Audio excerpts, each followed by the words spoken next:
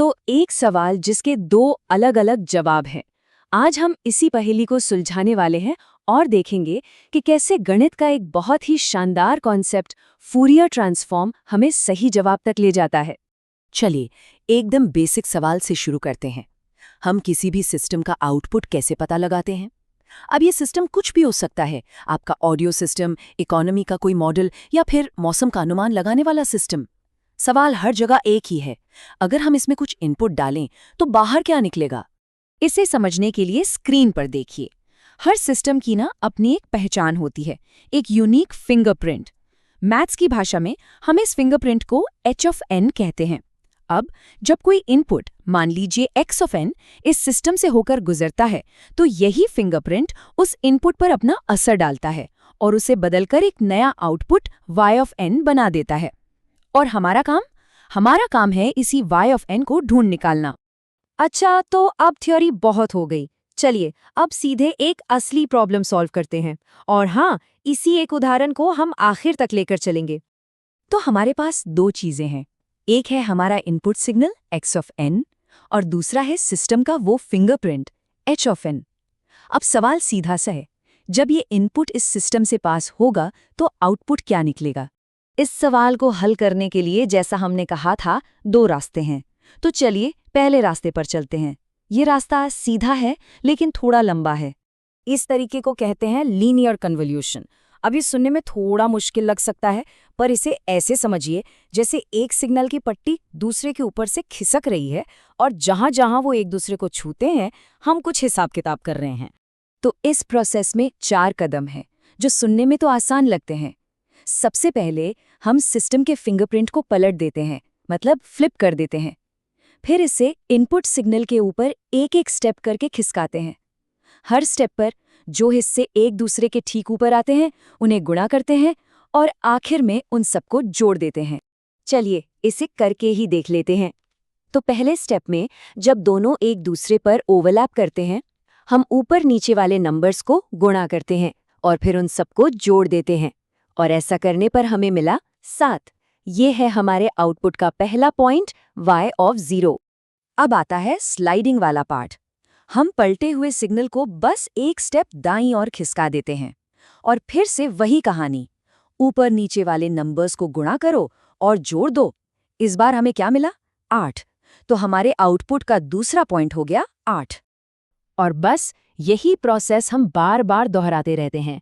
हम सिग्नल को तब तक खिसकाते रहते हैं जब तक वो पूरी तरह से एक दूसरे से आगे नहीं निकल जाते, बाईं तरफ भी और दाईं तरफ भी। और हर बार हर एक खिसकाने पर हमें आउटपुट का एक नया पॉइंट मिलता जाता है। तो ये सारी मेहनत, मतलब खिसकाना, गुणा करना, जोड़ना, इन सब के बाद हमें मिलता है हमारा फाइनल जवाब।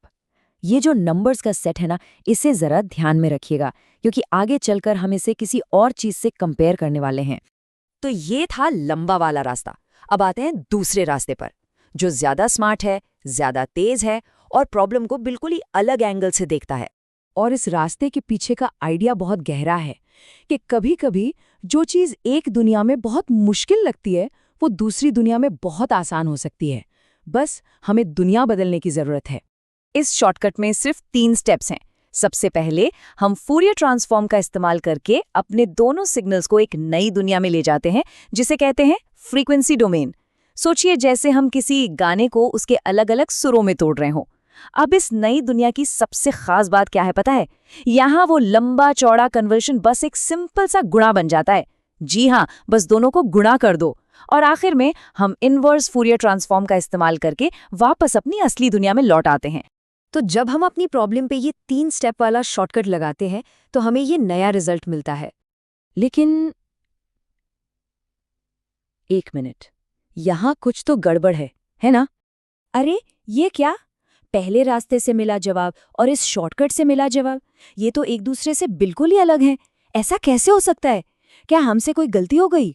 यहाँ प्रॉब्लम साफ दिख रही है। सवाल वही, डेटा वही, लेकिन जवाब 2 अलग अलग। तो असली सवाल ये है कि आखिर हो क्या रहा है?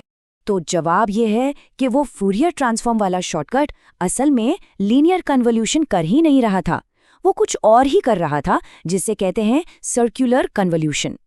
इसमें होता यह है कि सिग्नल एक सीधी लाइन की तरह नहीं, बल्कि एक गोले की तरह काम करता है, जहां उसका अंत घूमकर उसकी शुरुआत से जुड़ जाता है। और इसी रैप अराउंड इफेक्ट की वजह से हमारा जवाब अलग आ रहा था। तो इसका मतलब क्या ये शॉर्टकट किसी काम का नहीं है? नहीं, बिल्कुल नहीं।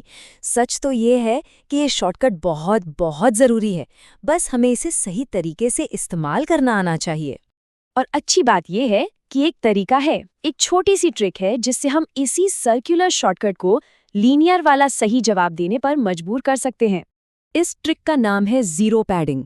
इसमें हम बस इतना करते हैं कि ट्रांसफॉर्म करने से पहले अपने दोनों सिग्नल्स के आखिर में कुछ एक्स्ट्रा ज़ीरो जोड़ देते हैं।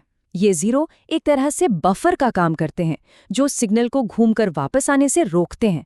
और जैसे ही हम ये करते हैं, हमें बिल्कुल वही जवाब मिलता है जो हमें उस लंबे सीधे रास्ते से मिला था। तो आखिर में हम क्या समझे? कन्वोल्यूशन बहुत स्लो है और गुणा बहुत फास्ट है, और फूरियर ट्रांसफॉर्म वो जादुई पुल है जो हमें इस स्लो दुनिया से फास्ट दुनिया में ले जाता है। बस शर्त यह है कि हम ज़ीरो पैडिंग का सही इस्तेमाल करें।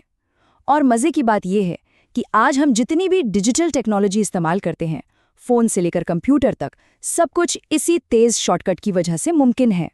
और ये हमें एक बहुत बड़े सवाल पर लाकर छोड़ देता है। सोचिए ज़रा, हमारे अपने काम या ज़िंदगी में ऐसी कौन सी बड़ी मुश्किल प्रॉब्लम्स हैं जिन्हें अगर हम एक बिल्कुल अलग नज़रिए से, एक अलग डोमेन में जाकर देखें, तो शायद उनका भी कोई ऐसा ही आसान सा शॉर्टकट मिल जाए। इस बारे में सोचिएगा ज़रूर।